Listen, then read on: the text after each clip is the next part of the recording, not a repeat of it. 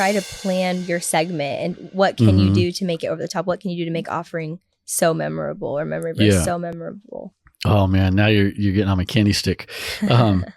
Yeah, one of the dreams I have, and we're actually working on something right now that might help us implement this, but is like offering, for example, is typically a 2-minute segment.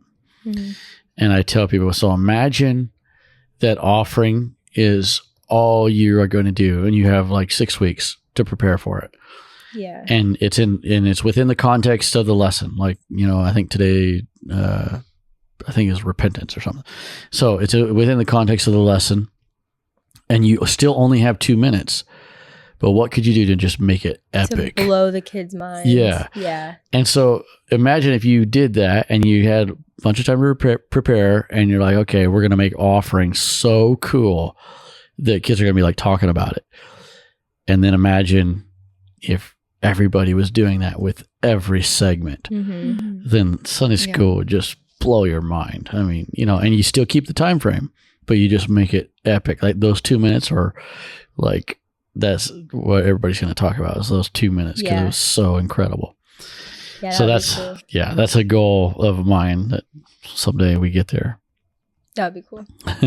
You know what I'm randomly thinking of is the party popper things we had, the confetti poppers. Oh, yeah. Like doing that in the middle of praise. Yeah, we got these like party poppers. That would be cool, yeah. They were $1. They were $1. They were $1. The cleanup was. The cleanup was more than $1. It was several hours later, but no. Yeah, we were talking about how it was like, we're like, these were $1, and that was like actually really cool. And they were so cool, but we did them outside, so they blew. Yeah, that's why the cleanup was so like in here we could just vacuum it up. Yeah. Like how shocked that would the be kids cool. be to hear bang. Yeah. And they're loud everywhere. and Yeah. They're another thing that I would like to do is like a candy rain. A what? A candy rain. Oh. Or just throw candy at Yeah. So like his kids in the head, give some bruises. Giant box of hot tamales. I saw a video. I saw a video of a concert. I think it was Hillsong Kids a long time ago. And they had these balloons. Like, I didn't even notice them. And I don't know if anybody else did, but they were up in the ceiling and they had some kind of release. And these balloons just fell out of the ceiling. That's all amongst the kids. I was like, that would be awesome. It seems like it'd be easy too, because you could just like hang up a tarp or something, and then you could somehow like just yank the tarp like back, something. Yeah, or something. I'm not an engineer. Yeah, I'm sure you could figure it out. I'm sure we could. I'm sure somebody like could figure it out and just have the balloons up there. That'd be so cool. That'd be really cool. Yeah, we got a fairly high ceiling. We could probably do it. I would never. I mean, I think kids would notice, maybe, unless it was fully covered. Maybe I don't know. Well, but if it's like a tarp or something, they wouldn't know it's up there. They would just think it was like. Yeah, that would be cool. I probably would. I remember it looked awesome. I took some video when we were at the Kingdom Kids conference in Tennessee. We did this last year too, but for the intermission, there's all these beach balls, big, huge beach balls. And I've seen this. Bounce around, amongst the crowd. Yeah. And then there's this one I was showing Ashton. There's this one that's like, it's gigantic. I can't remember how big it is. It's huge. So you like lift it up, and it's probably, I don't know, at least 6 feet diameter. Wow. It's humongous. You know what you could also do is just have like 4 people like up in that top part. Is there an opening between this like... Yeah.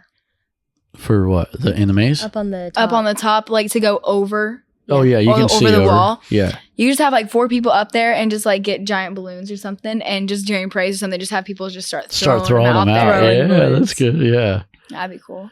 The one thing is there's one boy in our Sunday school, at least one, but there's one boy in our Sunday school that's deathly afraid of balloons.